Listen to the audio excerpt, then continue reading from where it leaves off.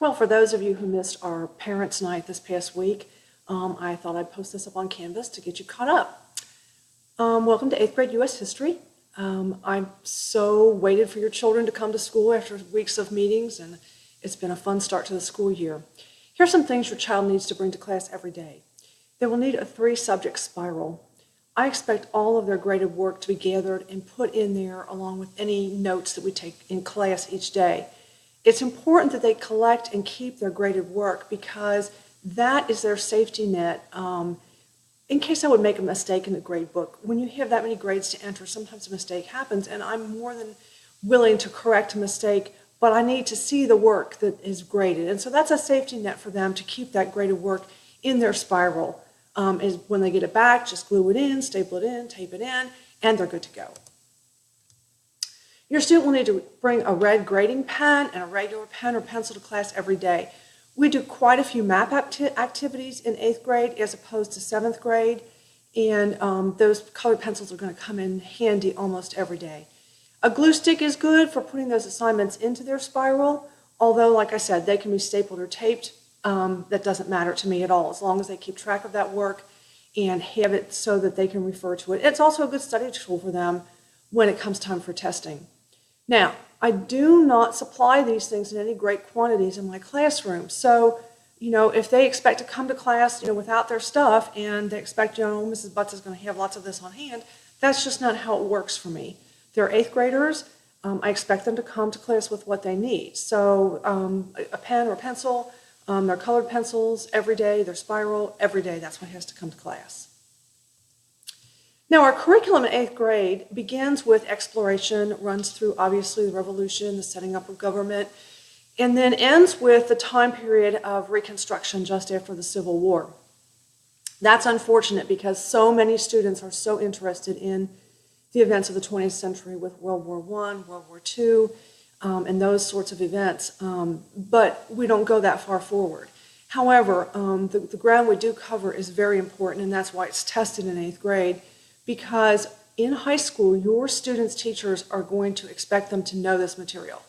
They will expect to just be able to gloss over this part of U.S. history at the beginning of the school year and then move forward from there, and your child is expected to have a good foundation of this. So that's why it's important that we cover this period of U.S. history in detail and in depth during this school year.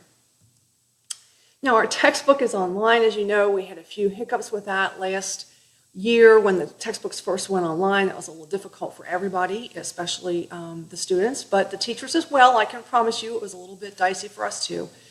Your students will have gotten all they need to get to their access codes and their passwords and everything for Canvas, and if they have any difficulty with that, we will get them to the librarian or the textbook clerk and get that figured out. In addition, I try to post what's going on in class every day on Canvas in the calendar section. That is my tool for communication with you. And also this year, Mr. Hesterman and Mr. Beckham and I are going to experiment with something called flipping our classrooms. This will mean that your student will be responsible for taking notes and learning from the PowerPoints or whatever that I post, for the flipped classroom at home, so that we can do some other activities at school, more class discussions, more student-centered activities, and that sort of thing at school. Now, this is a first for us. We're just learning how to do it. We're just experimenting with it. And the flipped classroom will look a lot like what you're seeing right now. It will be material that I've posted with some comments from myself possibly, or directions from myself, and then the students will work on that at home for a few minutes, not extensively. It's not going to be something they have to work on for hours every night. And then come to school the next day prepared with questions. Maybe they don't understand something I've said, or they need more in-depth explanation about something I said, or something we've covered. And that's a good time to discuss it as a classroom together, because probably some other students have the same questions. And this is not an all or nothing approach, this flipping of the classroom, because we're new at it. And some things will lend themselves to this approach better than others. I can tell you right now, when we do our government unit, we will probably not be doing that many flipped lessons because the government unit involves so many concepts and things of that nature that are not concrete, where it's not a story that we can tell. It doesn't involve that many battles, or it's not something that is easily learned by the students, no matter how gifted or talented they are. It's just a difficult time for them. So some lessons will not be flipped, some lessons will. But either way, you and your students will always know, because I will post on Canvas exactly what's going on. And so you will be able to see, there's going to be flipped lessons available here Mondays and Tuesdays this week, but not the rest of the week, and there's a quiz on Friday. That will always be available to you, because when Mr. Hesterman and Mr. Beckman and I meet, the very first thing I do is come back to the classroom and I get on that calendar section of Canvas and post in there. Before I even post for myself in lesson plans, I post in there what your child needs, what our goals are, what we're going to cover for the next week. I also usually scan any handouts or maps or anything that we work on at school. Directions for projects or things like that are also usually in Canvas. This way, if your child forgets something, say we started a map at school and I said, well, you can turn it in at the end of class, or you can turn it in at the end of the day, or you can bring it to me tomorrow morning at the beginning of class. But your child forgets it at school. Oh my gosh, what to do? Well, you can just print it off from the computer at home and do it at home. It's not like if they left it at school or lost it, it's the end of the world. It's going to be available to you, hopefully, if I have done my job. And if I haven't done my job, the students are usually more than willing to remind me to do my job, which is a good thing.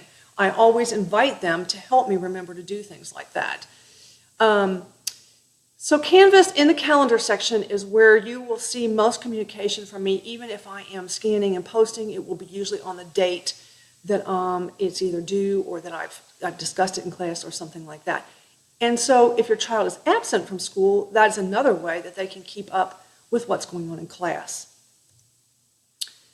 Lastly, and most importantly, please feel free to contact me at any time about anything. I feel like education is 3 legs of a stool. It is you and me and your child. And more communication is always better. There's never such a thing as, I'm contacting the teacher too much. Please don't ever feel that way about me. I don't ever view your communication with me as too much communication. So email is the quickest and easiest way for me. You might prefer a phone call, and that's fine. If you feel more comfortable with a phone call, we can communicate that way too. Or maybe you just want to email me and say, hey, can you give me a phone call?